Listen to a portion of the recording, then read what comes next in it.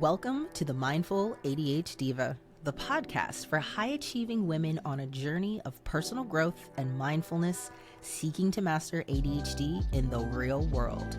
I'm your host, Coach Lauren, and each week we explore the tools and strategies that empower you to conquer ADHD challenges to live a happy and holistic lifestyle. Because remember, there are no drastic changes without drastically changing. So let's get ready to transform your life. This is episode 1 of the Mindful ADH Diva. I am thrilled to be pivoting to something that I feel called to do. This is personal to me, and I just love that I can merge my personal and professional life into a business, because I really feel like as I've gotten to know myself as a person, but also as an entrepreneur, a divapreneur, I really feel that this is what I'm supposed to be doing, living in that ventral creative state. So I'm excited to just drop some gems every single Tuesday at 5 a.m. Eastern. So I am going to open up this episode with a question. Now, those of you who know me, you know I like to think critically. I like to kind of get quiet and really put the question out there, because when we do that, we get an answer if we allow that space for the answer to come to us. So the question I want to ask you is, when was the last time that you wholeheartedly said yes to yourself? Okay, so you are free from any guilt or any hesitation. And what did that moment reveal to you about your self-care and happiness? Okay, so I want that to sink in for a minute, because more than often we are human doing rather than human being. And what do I mean by that? Sometimes we will just keep moving until we crash. And don't get me wrong, we're busy people. I'm a mom too. So those moms that are out there, you understand. I mean, from the time you get up, you have people depending on you, and you have a job, and you have your own wants and needs and your own goals and things that you want to attain in life. But it's still critical for you to find time for you. And what I've learned is it's unacceptable for people to say, oh, I'll just do that later, or I'll just do that when my kids are older. Okay, so tomorrow is not promised. So how do you pour into yourself?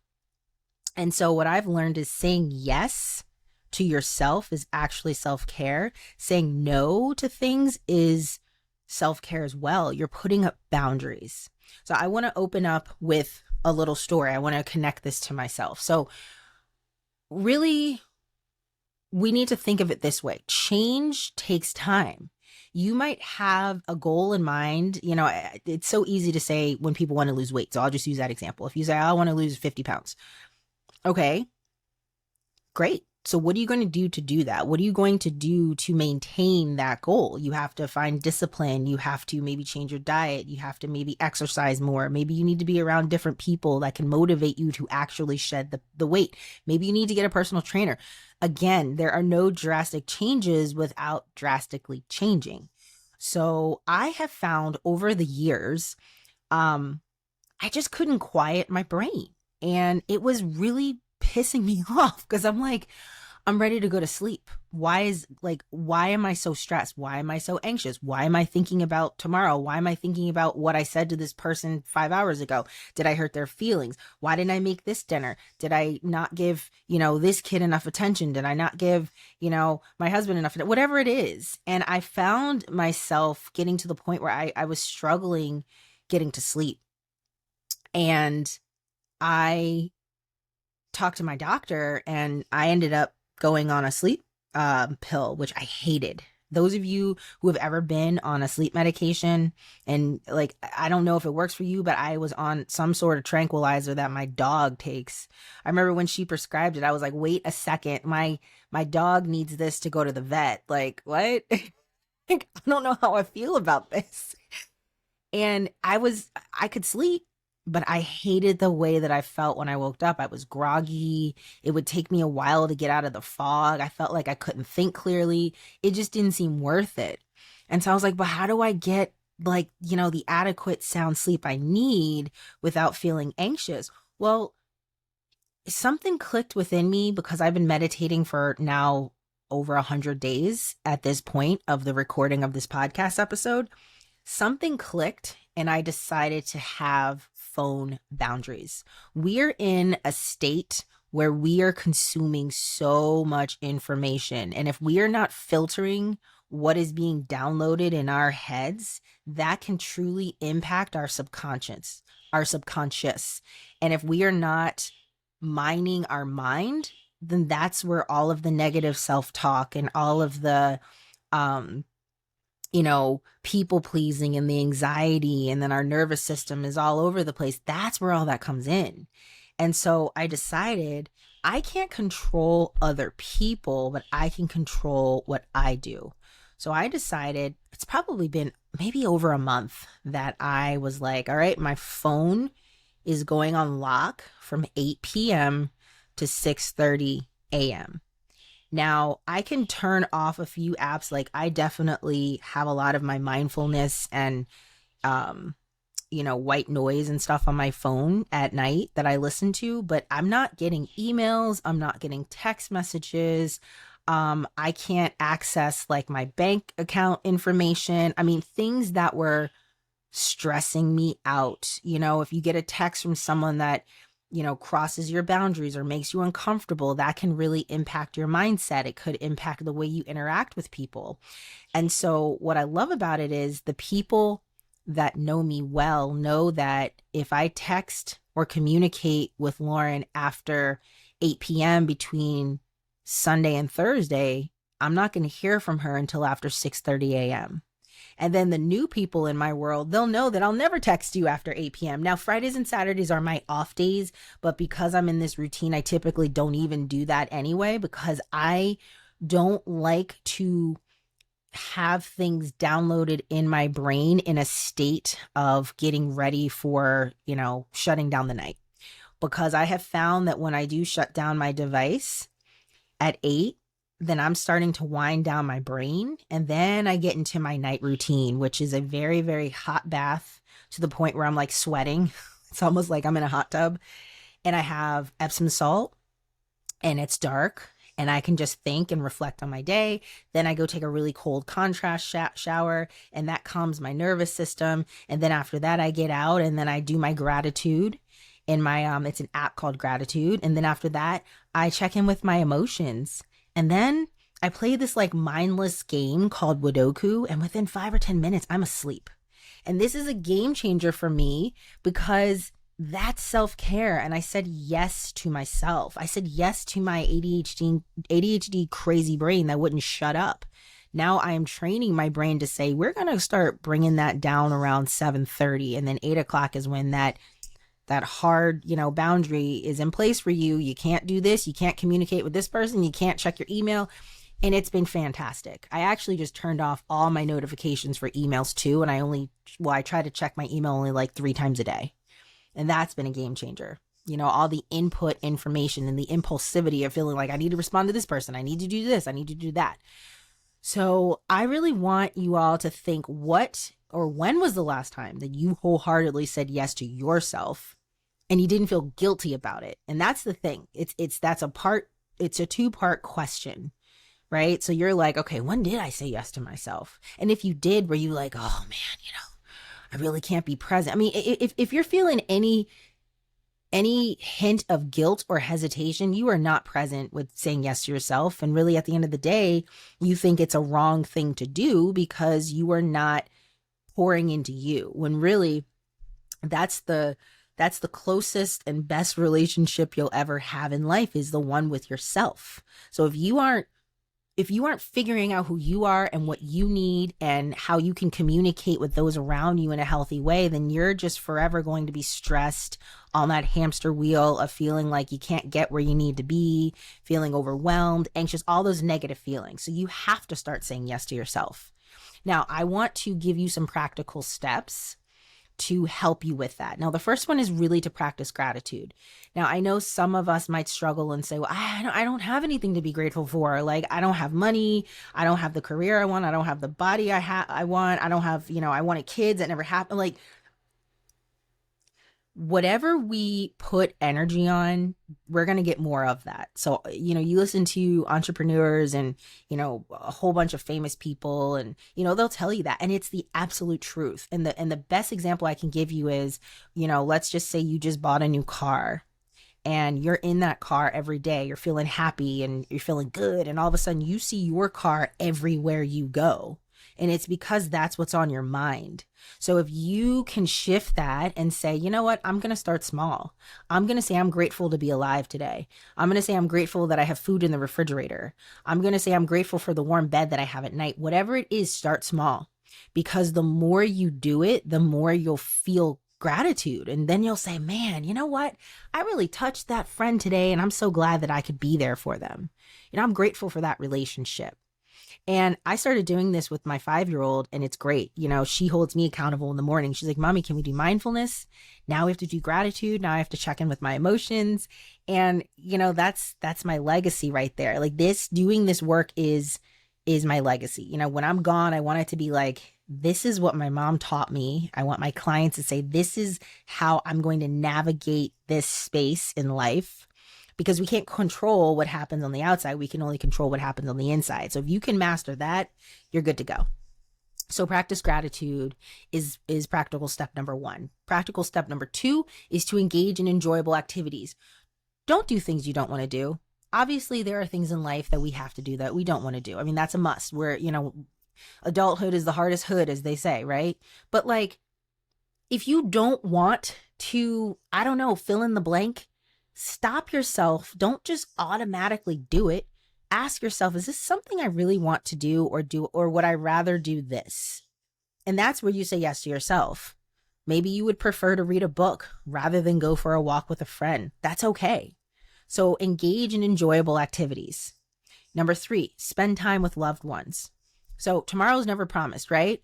We don't know when our last day is going to be. So we have to live our lives to the fullest and we need to be present. And so when you can set aside certain boundaries of all the input information that you're getting, you can fully be present with the people that you love. This is where in my coaching program, we work on really individualizing what does your nervous system look like, because the bottom line is that everybody goes through all 3 stages of the dorsal, sympathetic, and the ventral phases in the nervous system, but not always are we in that ventral state for a long period of time. And the ventral state is when you're in that creative flow. You're able to sit and genuinely listen and take in information and be present. If you're constantly in the survival, fight, or flight, there is no way in hell you can sit there and listen to somebody with an open heart and an open mind. So if you're a mom and you're on overload, just being a mom, can't figure out your, life, can't figure out what we're making for dinner, and then your kid is having a hard time, you can't regulate yourself enough to regulate them. So then you're getting irritated because you're wondering why they're struggling in school. And then you're like, well, you're supposed to be doing your part and I'm supposed to be doing my part. Do your part. You're not in a ventral state to actually enjoy spending time with your loved one. So when you start saying yes to yourself, you can do more of that. The 4th tip is to help others. Now, I know sometimes we feel like, I got to help myself. I don't have time to help this person. Totally understandable, but it's a balance. So maybe you're helping somebody by just listening to them. Maybe you're helping someone by picking up their kid from soccer practice because you know that they've had a really long day and they can't get to the field on time, or they have to leave work early and, their boss is going to have a conniption if they leave early again. Whatever it is, find ways to help people, because when you help others, more comes back to you. Now, you don't want to do it in a sense of well, I'm going to help this person so I can get something back. No, you want to do it from the kindness of your heart, because the more you give, the more you get back. You also want to practice regular exercise. This is huge. So for me, I'm a former Division I track athlete, full scholarship, so that's not a problem for me. As a matter of fact, I've had to adjust my workouts as I've gotten older. I can't do the kind of running I was doing because my body is so broken down. I used to even do distance runs. I can't do it anymore. It just hurts. My back hurts, my hips hurt, my feet hurt. And I've had fractured hip, fractured feet, my lower back issues. It's just not a good look. And so what I have done is I do cross training. So I will do cardio in the pool. I'll do Pilates. I'll walk the dog. So regular exercise, just get out 30 minutes a day, go for a walk, go to the pool, do something because it really changes your state and it really gets the blood flowing. And then the last practical step and the last tip I want to give you is to prioritize your mental health. So whatever that means to you, for me, I have to start my morning off with some 5 deep breaths, 60-second deep breaths. Then I've got to do my meditation and it's guided. And I find themes of things that I personally want to work on. And then I listen to either affirmations and or motivational clips. So, from anybody that's inspiring, really anybody who's successful that I can look up to, I'll listen to it because I want to learn and I want to become the best version of myself. So once I carve out that hour before I even step foot out of bed, because this happens all in bed. I used to try to force myself to get out of bed and go into another room and do it. And I realized that wasn't for me. I need a slow wake up. I need to be able to just plug in my headphones and just lay in bed and do what I need to do. And then that gives me the energy to get up. And then once I do that, then I'm practicing my morning gratitude in my app. And then after that, I go and I assess my emotions. And that's when I'm like, all right, I'm up. Let me go brush my teeth. Let me go get dressed. Let me go do some mindfulness with my daughter. So that's me prioritizing my mental health. When I feel grounded and centered, anything could happen in the day. Doesn't mean that I don't get upset and irritable and all that kind of stuff. Of course that happens, but I know how to manage it better because I say yes to myself. So I want you ladies to know it's okay. I'm giving you permission to say yes to yourself. Now, one thing to note is if you are a reader, I want you to know that there is a blog post that goes with each podcast episode, and you can access that in the show notes. Another thing I want to make a big announcement is I have another free masterclass. So this one is going to be focused on finding your aligned authenticity. All right. So this is the ultimate virtual event to help you discover, embrace, and nurture your values. So this is, again, another 90-minute virtual event to help women like you with ADHD who are looking to, who desire, I should say, to uncover your authenticity so you can have a greater empowerment without lack of fulfillment and emotional stress. So I want you to feel that you can find what you desire, because we all have desires. It's really a matter of, do I want to address this desire? Do I feel guilty to have this desire come true and to put the work in?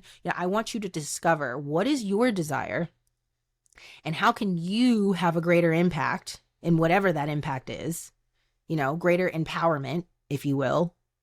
And I want you to feel good about it without having that lack of fulfillment and emotional stress, because more than often women carry a lot of burden and we don't always feel fulfilled, and we might feel like we're doing things for other people, and that's not really our purpose in life. Now, maybe part of your purpose in life is caregiving, and that's fine, but you have to feel fulfilled in doing that, not feeling resentful. And you have to feel that you're not emotionally drained from doing that. So this masterclass is focused on those skills. And I'm excited because last month's, actually October's masterclass was so empowering. We talked about conquering the inner critic. We talked about the 14 cognitive distortions and how you can really rewire your brain and reframe your mindset. So if this interests you, I want you to click the link in the show notes. Now, I will say that I am particular about who attends these masterclasses. Although it's free, I have very high standards that I only want women in this space who are engaging. What does that mean? That means you come and you have your screen on. That means you come and you engage with other women who want to be there. That is paramount to me, because we're in the age of, oh, yeah, I'll attend this and I'll just be in the car and have my screen off and I'll just, cherry pick and tune in when I feel like it. I don't want that vibe. If that's you, please don't even click the link. I want you there if you are ready to engage, if you are interested in a transformation, if you are really in a state of, I want to learn more about myself, I want to be there. And I want you there if that's what you're about. So how this works is every person that decides that they want to attend the masterclass, you have to schedule a pre-qualifier call. Now, what does that mean? This is a 15-minute call where you and I meet.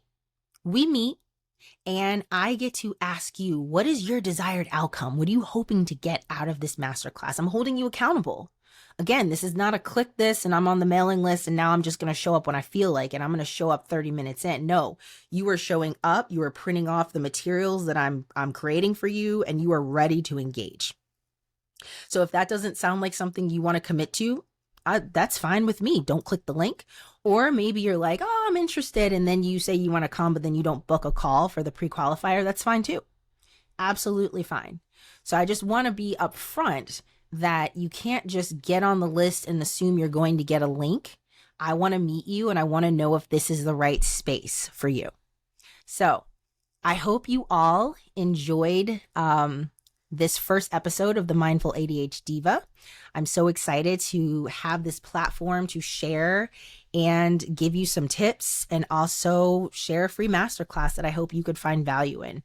So I will see you all next week.